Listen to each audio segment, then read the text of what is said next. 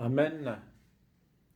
Miarabantsika amin'ny anaran'i Jesosy Kristy Tompo, ary dia manonona aminao ihany koa ny fahasoavana sy ny fiadanana avy amin'Andriamanitra iray, ary koa ny fiasan'ny fanamasina, firaisan'ny fanamasina amintsika. Hivavakantsika miatrantsika izao fotoana izao tompoko. Ry Andriamanitra iray, ry Jesosy Kristy Tompo, mankalaza anao izay mitera sy manome voninahitra anao, satria Andriamanitra tsy miova ianao, Andriamanitra mahery, Andriamanitra be voninahitra. Ianao no alfa, ianao no omega, ianao no voalohany sy farany. Ianao no antsoina ankehitriny, ianao no ivavahana, ianao no isaorana amin'ny zavatra rehetra ataonao. Misaotra anao Tompo, mikarakara, misaotra ny tanjaka hery fahasalamana, misaotra amin'ny fiarovana, ary misaotra sady amin'ny famelan-keloka.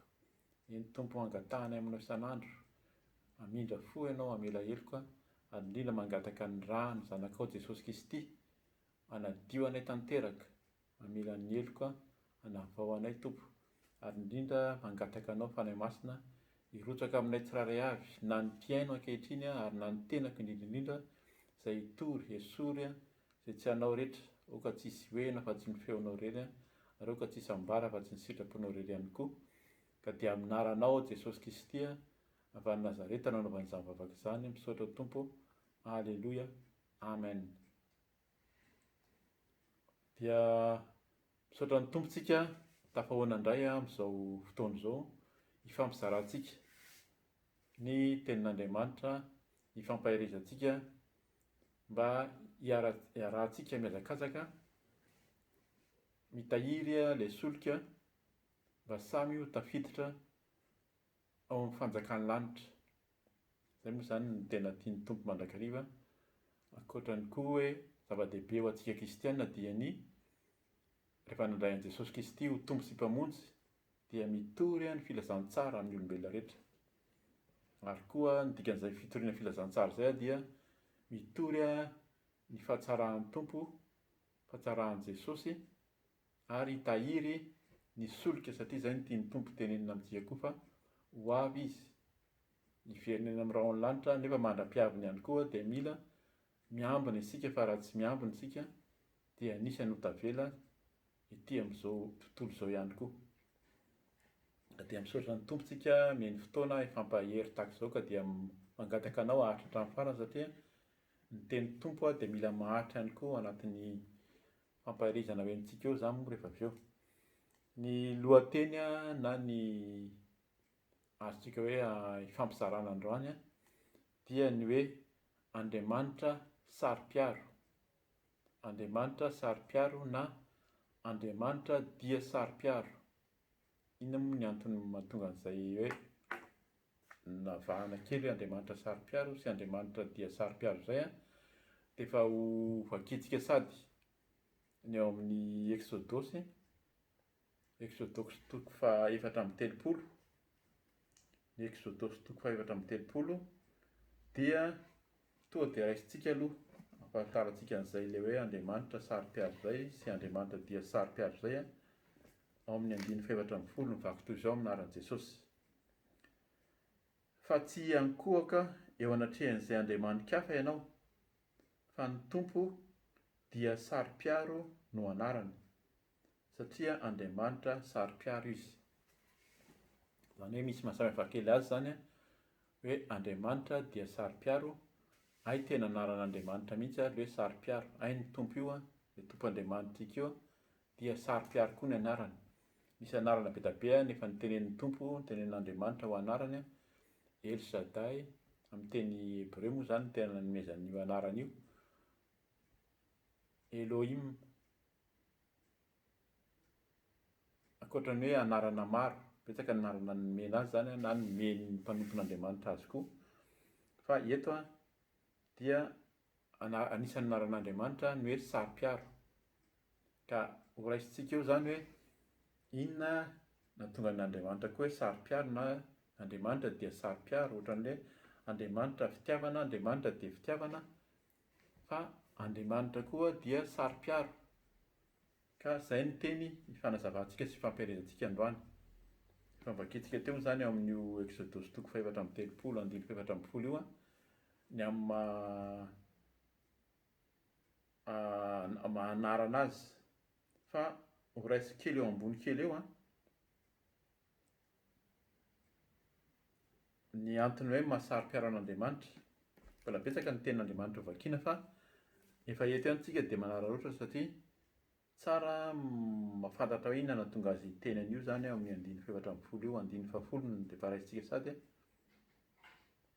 ary hoy izy, indro manao fanekena aho ka eo anatrehan'ny olona ao rehetra no anaovako zava-mahagaga izay tsy mbola nisy natao tany amin'ny tany rehetra sy tany amin'ny firenena rehetra, ary ny olona rehetra izay toeranao dia hita ny asan'ny Tompo fa mahatahotra izay zavatra efa nataoko amin'ny fiombako anao.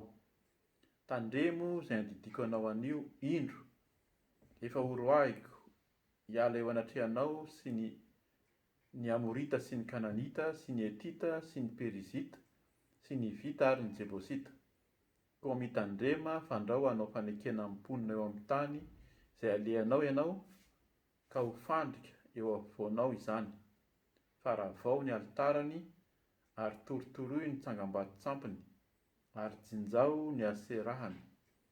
Fa tsy ankohaka eo anatrehany izay andriamanikafa ianao fa ny Tompo dia Saro-Piaro no anarany satria Andriamanitra Saro-Piaro izy.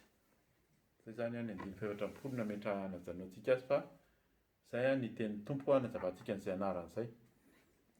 Ny teny Saro-Piaro zany raha fehezina fohy hoe inona ny dikan'ny teny Saro-Piaro misy dikateny maromaro mandika anazy fa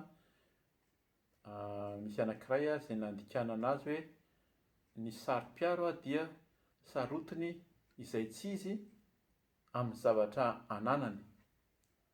Raha olona Saro-Piaro izany, ny olona moa zany tena Saro-Piaro eto fa na mahita ny azy eto ny olona Saro-Piaro dia tena hoe sarotiny izay tsy izy amin'ny zavatra ananany. Hoe tena Saro-Piaro, tena sarotiny mihitsy izy zany amin'ny zavatra ananany izay tandremany sy arovany fatratra. Rehefa ananany zany le zavatra dia tena tandremany sy arovany fatratra satria fananany dia sarotiny izay tsy izy izy ary tsy zarazarainy amin'ny hafa. Zany zavatra rehetra zany no hamaritantsika an'ilay hoe Saro-Piaro tsy mizarazara amin'ny hafa amin'ny zavatra ananany izy dia tandremany tsara sy arovany tsara, fantatra ozy izy ny zavatra ananany ary sarotiny izay tsy izy izy amin'ny zavatra izay ananany. Eto zany eto amin'ilay zavatra izay ananany eto no tena raisitsika. Amin'ny ankapobeny ny tena hoe sehoan'ny fiteny Saro-Piaro fahasarotam-piaro dia eo amin'ny mpifankatia, eo amin'ny mpivady. Hitantsika eo ny fanazavan'ny ten'Andriamanitra fa somary miopana kely amin'izay ihany koa ny mahasaro-piaro an'Andriamanitra. Inona moa mahasaro-piaro an'Andriamanitra amin'ny eto moa zany zanak'Israely ny teneniny dia ny zanak'Israely dia nofidian'Andriamanitra. Amintsika zany kristianina voalohany indrindra aloha fa misy fampianarana be dia be eo mila mibebaka ianao dia manolo tena ao an'Andriamanitra dia mandray azy ho tompo sy mpamonjy. Fa rehefa zanak'Andriamanitra ianao zay izy vao tena saro-piaro aminao. Misy koa zany ny fahasarotam-piaro amin'ny zavatra izay ananana ozy izy mahasaro-piaro azy, sarotiny izay tsy izy izy.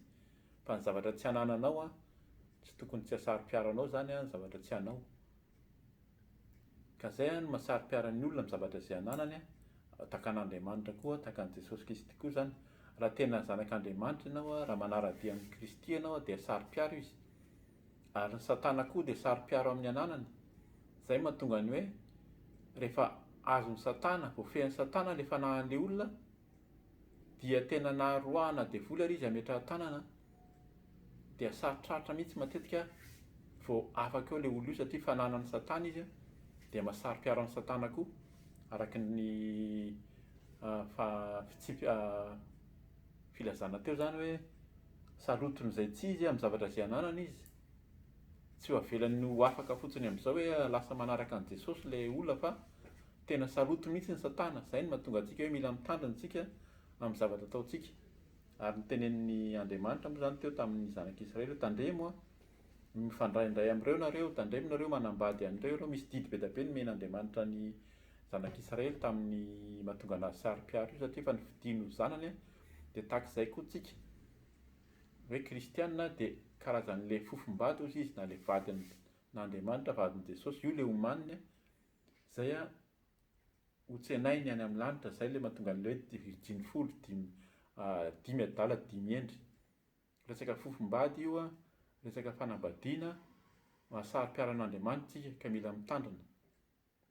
Dia tahak'izay koa ny raha mahita tsika ambaraka eto ngamba zay satria mbola ho toriana eto moa zay hazavaina tsara fa tamin'i Jesosy io moa zany malaza be hoe Jesosy ny fahagagana voalohany nataony dia nanova ny rano divay izy ka dikan'izay afaka misotro divay ny olona, tsy ho anina akory na mamy na ohatran'izany, fa ny tena tenin'Andriamanitra amin'io raha fantatsika tsara dia milaza ny fiomanana koa ny amin'ny fofombady, ny fanambadiana. Raha jerena tsara io tantara io dia ilay fofombady tsy hita hoe aiza ilay olona mpampakatra, fa ilay ampakarina sy ny olona nasaina ny be da be sy mifamaofao tao, fa ilay tena hoe fofombady ampakarina tsy hita tao. Io moa zany fonosana kely ihany iny fa ao anatin'izany miresaka an'ilay fahasarotam-piaron'Andriamanitra tsika eto. Efa niteniko moa zany Andriamanitra hoe raha ray aiza izay hatsako, raha tompo aiza izay tahotra. Ao anatin'izany fahasarotam-piaron'Andriamanitra koa zany, saro-piaro izy raha nanaiky an'Andriamanitra ho tompo sy mpamonjy ianao kanefa tsy mametraka azy amin'ny toerana misy azy dia saro-piaro izy. Ho hitantsika eo moa zany hoe ninona ny vokatry n'izay fahasarotam-piaro izay, fa mbola mamaky tenin'Andriamanitra maromaro tsika. Tonga dia vakentsika sady ny any amin'ny Josoa 4:20.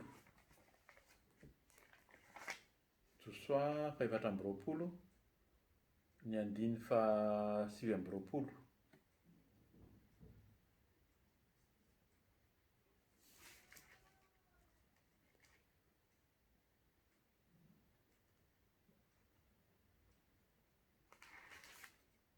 Zafady vetivety a.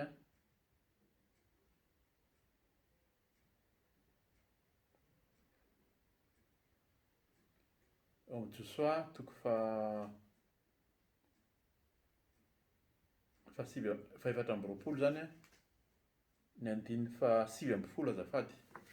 Fa 7:20 izy fa tsy 7:20. Josoa 4:20 ny 7:20 aminaran'i Jesosy. Ary Josoa tamin'ny vahoaka, tsy mahay manompo antompo ianareo fa Andriamanitra masina izy, Andriamanitra saro-piaro izy, ka tsy hamela ny fahadisoanareo sy ny fahotanareo. Raha mahafoy antompo ianareo ka manompo andriamanin-kafa dia veriny izy ka ampahory anareo sy ahafongana anareo rehefa nasiany soa. Eto zany efa miverina kely sady tsika amin'ilay ny vokatry ny fahasarotam-piaro io. Saro-piaro Andriamanitra, ny tantarainy raha mamaky tsara an'io tantara io ianao eo ambony eo, dia mitantara mihitsy Josoa, efa antitra moa izy tamin'ity dia mitantara izy fa inona ny zavatra nataon'Andriamanitra tamin'ny zanak'Israely, indrindra tamin'ny namoahana azy tao amin'ny tany Ezipta tao amin'ny fanjanahana zany, tany nazanahana azy, sy ny efa nataony hatramin'ny andron'ny Abrahama sy Isaka sy Jakoba. Fa tamin'izy namoahana azy tao amin'ny tany Ezipta mandrapahatonga hiditra tao amin'ny tany Kanana dia Josoa nahita mihitsy hoe inona ny zavatra niseho. Dia hoy izy hoe fa Andriamanitra masina izy. Zay zany anankiray mahasarotina an'Andriamanitra. Izy zany dia efa masina, fahamasinana averina matetika foana io fa mila miaina amin'ny fahamasinana tsika. Fahamasinan'Andriamanitra io mahasarotiny azy io zay tamin'ny andron'ny zanak'Israely tena mafy mihitsy, zany hoe mandeha manompo an'Andriamanitra zany. Ny mpisorona dia matetika dia maty mihitsy ao anatin'ny fisoronana eo raha ohatra hoe manao foana.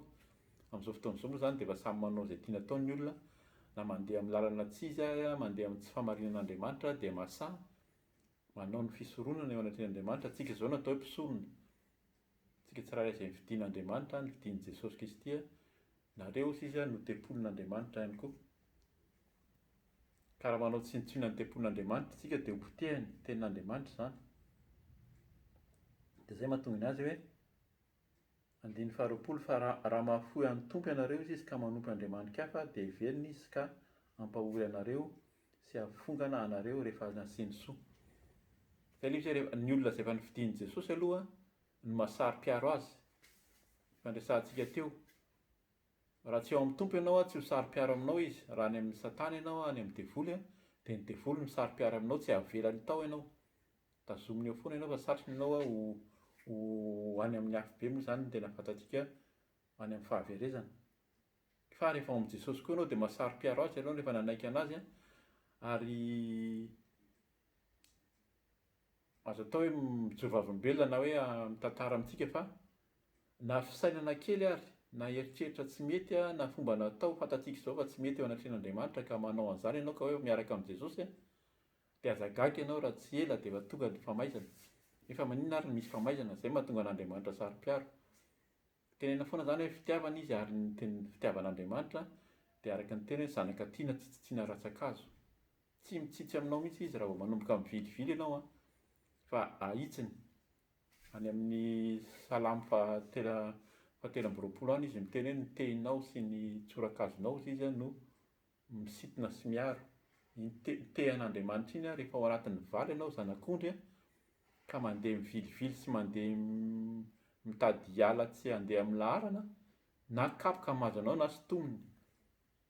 Ka izay mila fantatsika izany fa ilay Andriamanitra saro-piaro raha misy famaizana ataony dia mila mieritreritra fa io Andriamanitra io dia saro-piaro amin'ny olona izay nifidiany efa natsony efa niraisiny.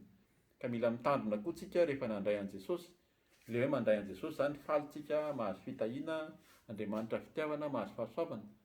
Fa azagaga ianao fa saro-piaro io Andriamanitra io ary faiziny. Tsy ela izy dia manafay raha miala sy mivily aminy ianao.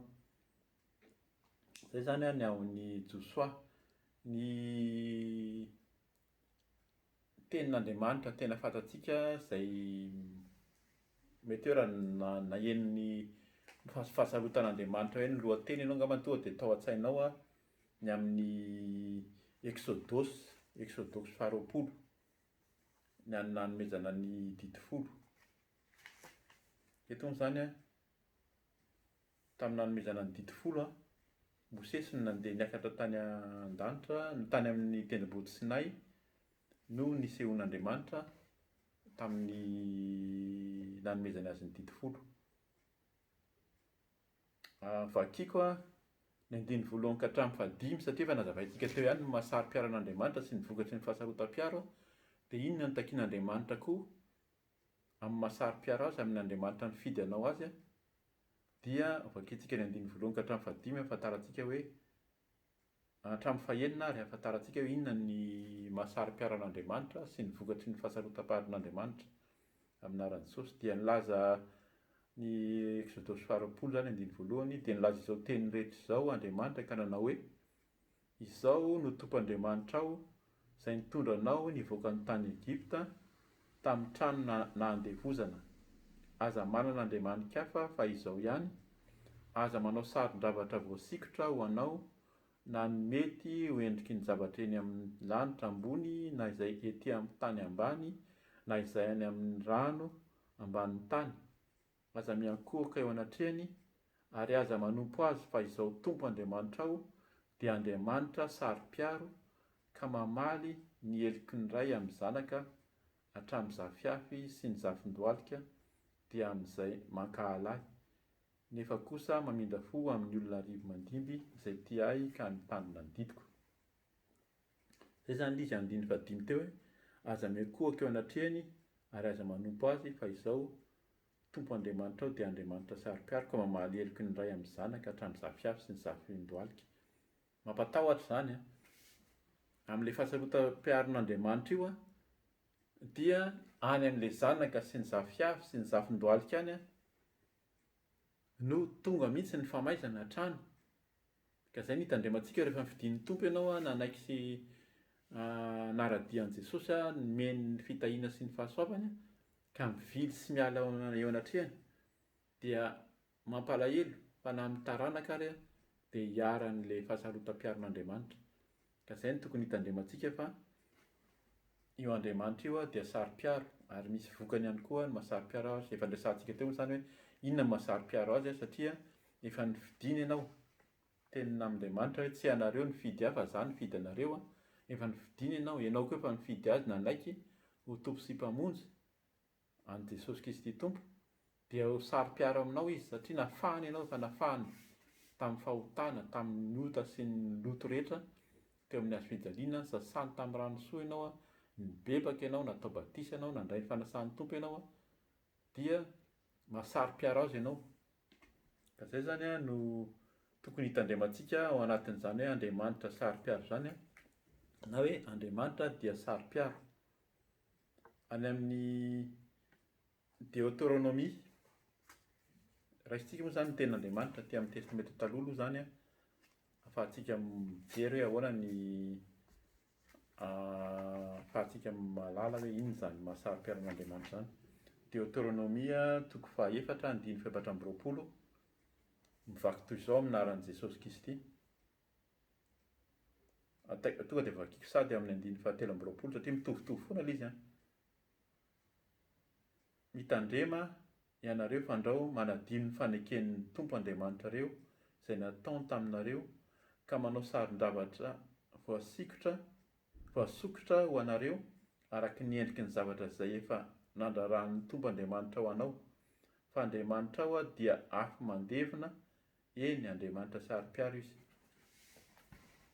Ilay Andriamanitra afo mandevina, mbola mafimafy ihany koa zany izay, ankoatran'ny hoe fahasarotam-piaro, sarotiny amin'izay ananana izy, fa afo mandevina. Zany hoe raha ny tena izy tena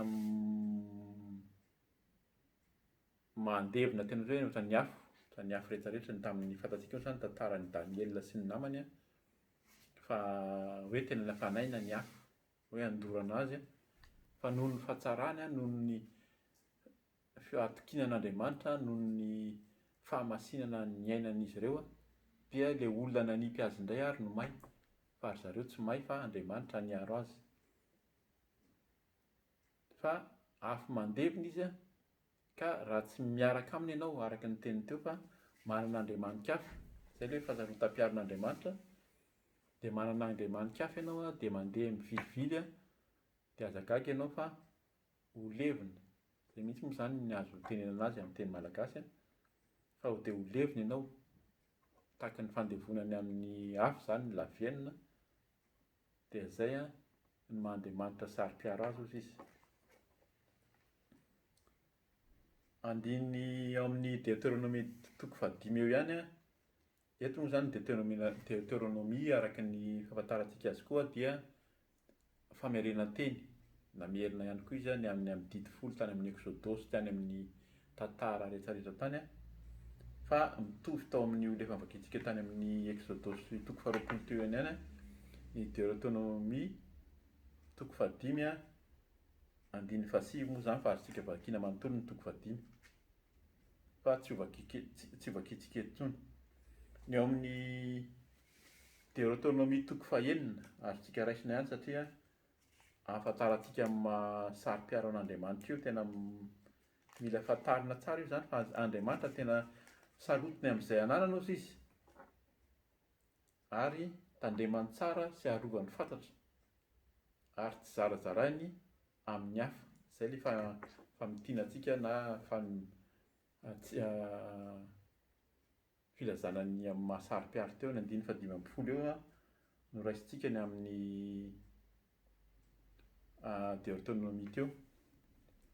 Raisiko sady amin'ny andiny fahaefatra amby folo, mitovitovy foana ilay izy.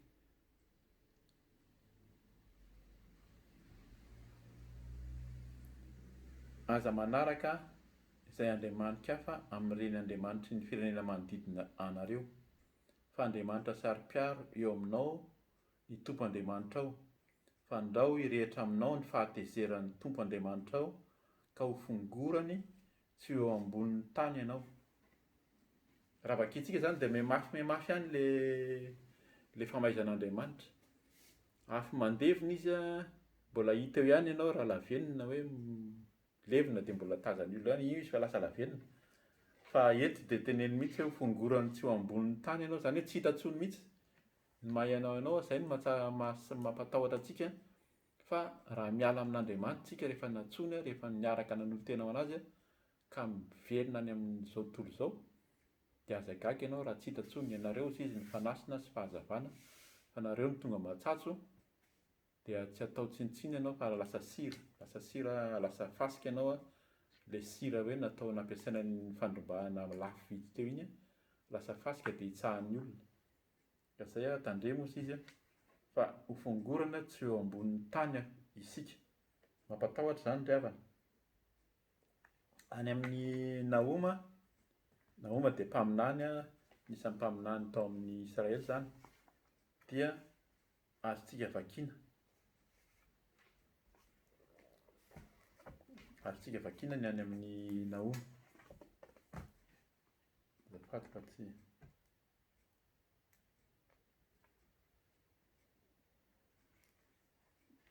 tsy nomaniko eto izany ilay teny mba tsy ho elantsika satria tsy dia tsara loatra ilay maharitra ela loatra mba tsy ho sanatria tsy hoe mamona aminaina ny ten'Andriamanitra, fa amin'izay tsy fa azonao vakiana izany ao amin'ny Nahoma, toko voalohany eo andininy faharoa.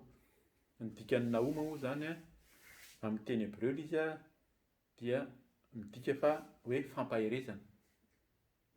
Hoe mpaminany Nahoma izany dia ny anaran'ny dikan'izany Nahoma izany dia hoe fampaherezana amin'ny dikan'izany amin'ny teny malagasy, fa teny Hebreo dia teneniny eo hoe Andriamanitra Saro-Piaro sy mamaly heloka ny tompo.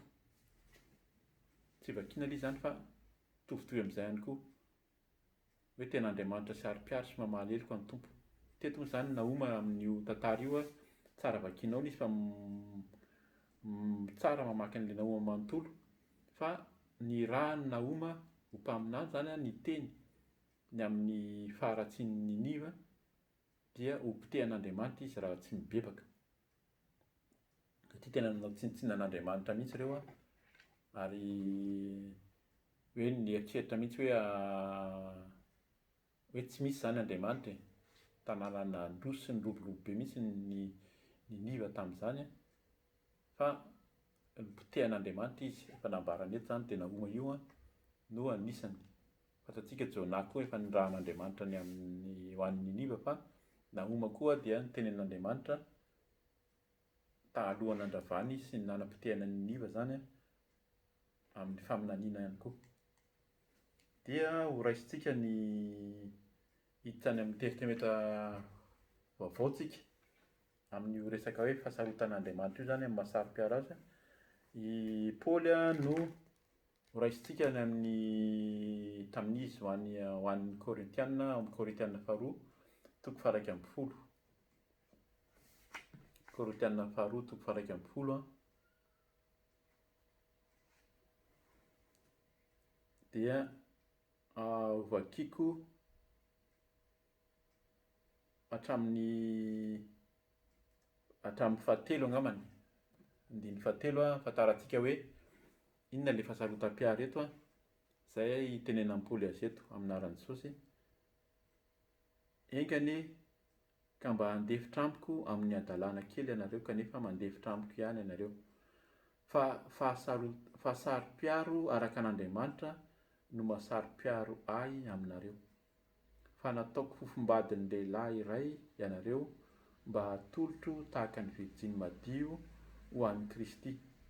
Fa matahotra aho fa andraho ny sainareo ho simba hiala amin'ny fahitsim-po sy ny fahadiovana amin'ny Kristy tahaka ny namitahany menarana an'i Eva tamin'ny fihendreny.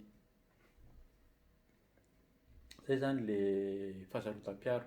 Paoly koa eto dia miteny mihitsy hoe tahaka ny fahasarotam-piaro araka an'Andriamanitra. Izany araka ilay fahasarotam-piaron'Andriamanitra koa izany no mahasaro-piaro amin'ny Paoly eto, no mahasaro-piaro anareo izy. Izay ilay hoe rehefa ao aminao ilay izy, satria Paoly nitory sy nanorina an'ilay fiaraha-mivavaka fiangonana tao Korinto dia saro-piaro izy. Tsy hoe ananana io, fa ananana io dia mahasaro-piaro fa an'Andriamanitra io, an'i Jesosy, irak'Andriamanitra irak'i Jesosy ka raha misy napetraky ny tompo apetrano antsika izany, antsika no nasainy mitahiry azy dia saro-piaro ianao, sarotiny ianao ary mitandrina fatratra ozy amin'izay zavatra efa napetrahan'ny tompo ao antsika zany a, fananan'Andriamanitra io, zay mahatonga anazy hoe saro-piaro araka an'Andriamanitra aminareo. Dia eo ilay izy hoe fa nataoko fofombadin'ny lehilahy iray ianareo mba hatolotra tahaka ny Virjiny madio ho an'i Kristy. Izay ilay niresahantsika teo hoe ny endriky ny fahasarotam-piaro io a dia eo amin'ilay fanambadiana. Raha mpivady koa atao hoe tsy saro-piaro, tsisy fahasarotam-piaro a, dia mampieritreritra ihany koa. Fa tena saro-piaro, izay mahatonga an'io hoe saro-piaro izy amin'ny vadiny sy amin'ny ananany. Ka takizay ilay fofombady izay efa niresahantsika teo a, ny amin'ny fofombady a, ny amin'ny ampiakarina, ilay Virjiny folo sy adala sy dimy a, ny ilay mpampakatra izay tsy hita tao amin'ny izay neverina hoe fahagagana voalohany nataon'i Jesosy, tsy hita ilay mpampakatra. Dikan'izay a, mbola miandry izy eo amin'ny raholanitra hiveriny Jesosy. Ary izay a no mahasaro-piaro azy a, tahaka ny mahasaro-piaro amin'ny Paoly eto koa zany a, mahasaro-piaro antsika rehetra, mahasaro-piaro ahy koa zany. Inona mahatonga hoe hifampizara hoe fa inona fandaninandro hoe zao ny ifampizaranao zao sa hoe fireriahana, fa saro-piaro ianao satria men'Andriamanitra natsoa ny tompo ianao dia nahazo fahasoavana. Dia misy ny olona efa mandray a, betsaka amin'ny fampianarana efa voaray eo a, betsaka mihitsy ny olona manolo tena amin'ny fijoroana vavolombelona ao amin'izao fizarana amin'ny vidéo ho avy Jesosy Kristy a, na miady Andriamanitra na mibebay ianao a, dia mahasaro-piaro an'Andriamanitra zany ny fampizarana mba hifampitehiza antsika ny tenin'Andriamanitra. Zay zany a ny fahasarotam-piaro an'Andriamanitra koa ao amin'ny nataon'ny Paoly a ho an'ny Korinthiana. Hamarana antsika azy a, ny fahasarotam-piaro ny Jesosy Kristy a dia ao amin'ny Luka, ao amin'ny Luka toko faha 20, Luka sy ny Marka toko fahafolo a no milaza an'izy, fa ny Luka no raisintsika. Ny Luka toko faha 20 a, manomboka amin'ny andininy fa sivy amby roapolo moa zany no tena raisintsika amin'izy, fa vakiako manontolo a manomboka amin'ny faha 20, satria maharana antsika ny fotoana dia tsara henontsika tsara inona ilay fahasarotam-piaron'Andriamanitra. Amin'ny Jesosy zany a, ny Luka toko faha 20 a, ny andiny faha 20. Ary nisy mpanapaka anankiray nanontany azy hoe mpampianatra tsara, inona no ataoko handovaky ny fiainana mandrakizay? Fa hoy Jesosy taminy, nahoana aho no ataonao tsara? Tsy misy tsara afa-tsy iray ihany, dia Andriamanitra.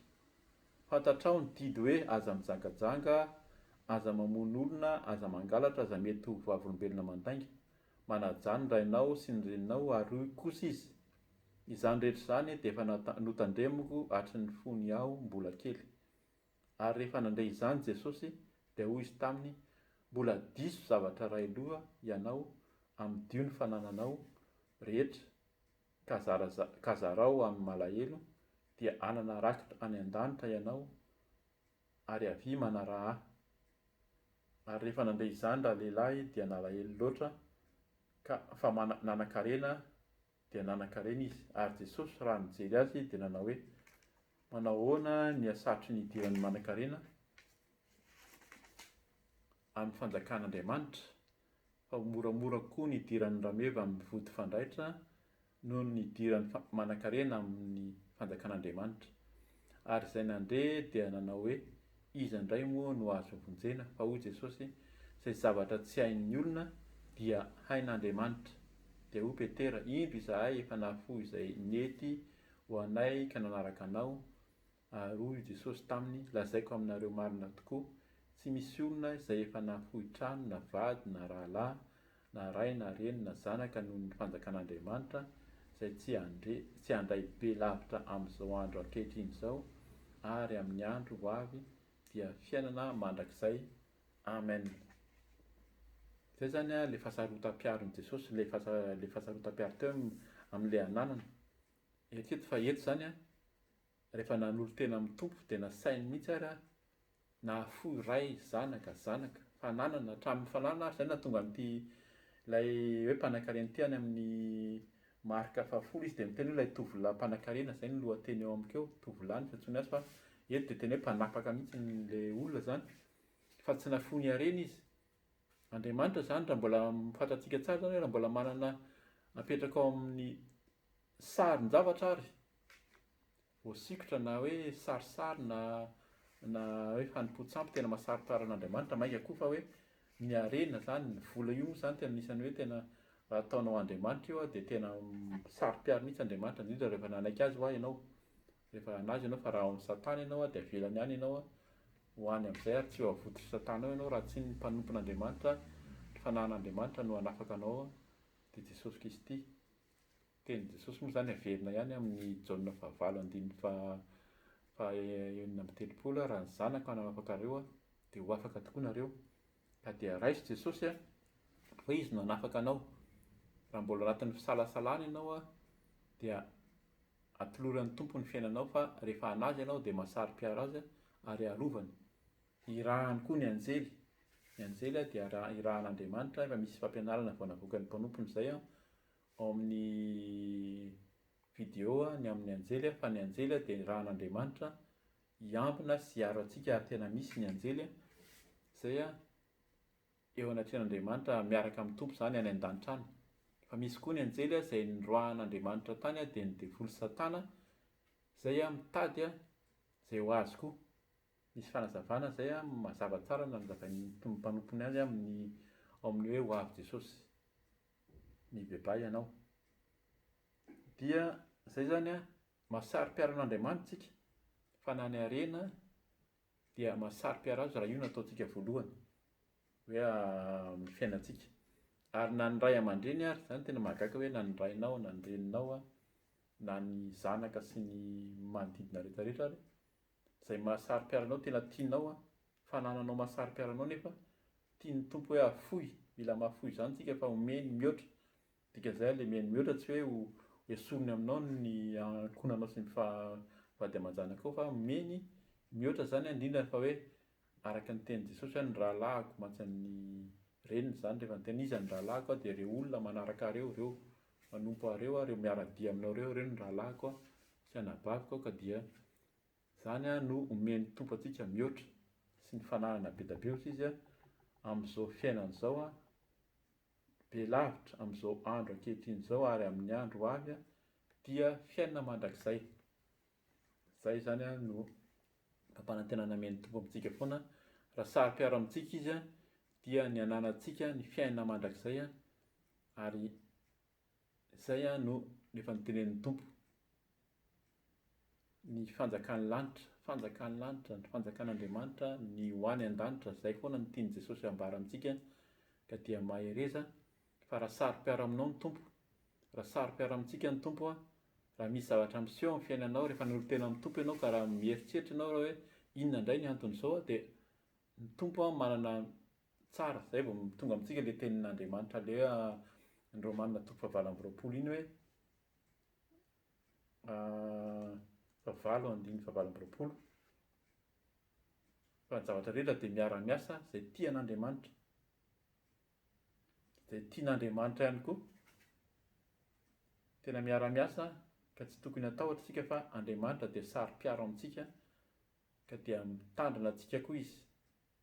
Rehefa saro-piaro mitandrina mitaka ny fahasarotam-piaro antsika amin'ny ananantsika, takizay koa ny fahasarotam-piaron'Andriamanitra amintsika izay ananany, ka dia mahereza fa ny tompo omba antsika dia samy mihazakazaka tsika ahatra amin'ny fihazakazahana ho amin'ilay fiainana mandrakizay izay vao oman'ny tompo amintsika. Voninahitra n'Andriamanitra ihany tompoko, manao velomanao amin'ny anaran'i Jesosy dia mihaona indray tsika manaraka raha mbola tsy tonga ny tompo. Saotra indrindra. Amen.